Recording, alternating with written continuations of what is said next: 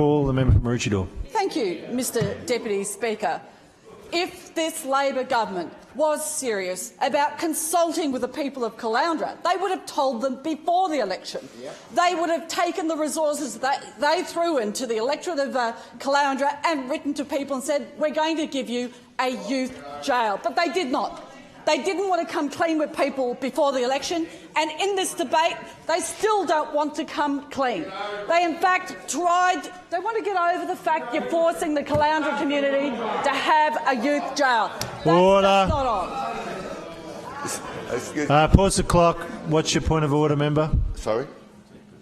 Personally, offensive comment from the member there with the microphone up, Mr Speaker.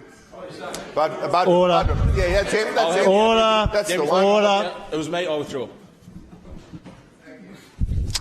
I call the member from Maroochydore. Thank you, Mr Deputy Speaker. What a sellout we've seen from Labor. What a sellout we've seen for the member for Caloundra, not standing up for the people of Caloundra, for the people of Sunshine Coast, with this youth jail, which is not the answer to the issues in this area. How dare they? How dare they mislead the people of Caloundra by stealth, by sneakily not revealing their plans?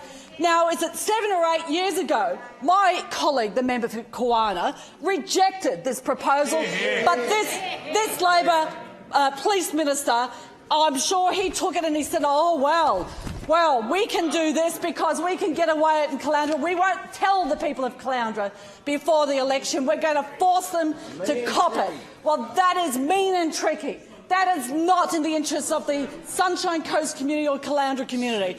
And I want to commend the member for Kawana and my colleague, the member for Nindri, for this motion, because it's about standing up for the people.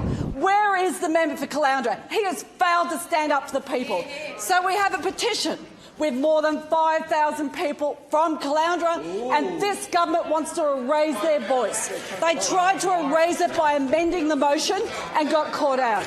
And now we have a second go where they're trying still to downplay what is a serious issue. This is not the place for a youth jail. This is not the place. And yet we hear the government treat it as if it's a coffee shop. Well, it ain't no coffee shop. It ain't no coffee shop. It's right in the heart of a beautiful area. It's right in the heart of an area that has every right to aspire to have the best planning in their local community. And this is not where this facility should go. I think that it's time we saw honesty from this government. They say they've got youth justice plans. Well, why didn't they reveal it before the election, that it involved the people of Caloundra and their backyard? So in respect to their so-called tough on crime and youth justice, well, that's a joke. And we've already seen the sneakiness of the sellout in respect to them cutting and removing the strength to deal with youth jail issues, with bail and young people, and yet they come before this parliament and try to say they're going to be tough on crime, going to be tough on the youth justice issue. And I take that interjection from my colleague.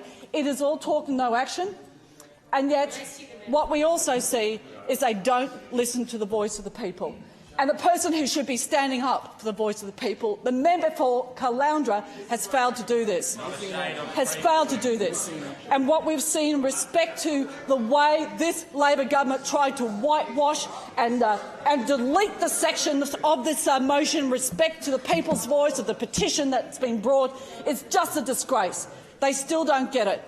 They still don't get it. It was sneaky.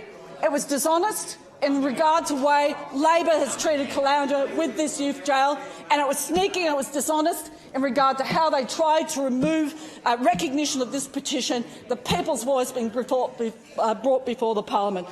We will stand up for the people of the Sunshine Coast and the people of Caloundra, because the member for Caloundra is not doing it. The member for Caloundra is not doing it. He's let his community down. He's still not coming into here and saying this is unacceptable, this is not right. He's still in here making excuses for his political masters, who also are not listening to the people, who failed to take this on board, who failed to recognise that they have a right to be heard, and this government is failing to do that for the very people that they say that they represent. Speaker.